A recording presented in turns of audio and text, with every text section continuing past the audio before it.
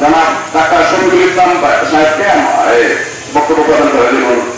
প্রতিষ্ঠিত হয় বা কোরআনের আইন একটা আয়াতের আইন প্রতিষ্ঠিত হয়, সেখানে বিদেশে বসবাসকারী সকল মানুষ, হিন্দু, বৌদ্ধ, খ্রিস্টান সবারই উপকৃত।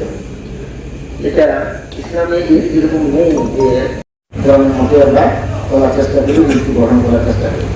আপনারা যারা কোরআনকে যদি আপনারা একটু সবাই কোরআন শিখে আছে, কিন্তু কোরআনকে বুঝে পড়লে আপনি শুনতে পারবেন, কোরআনের মধ্যে শুনতে পারবেন। এখানে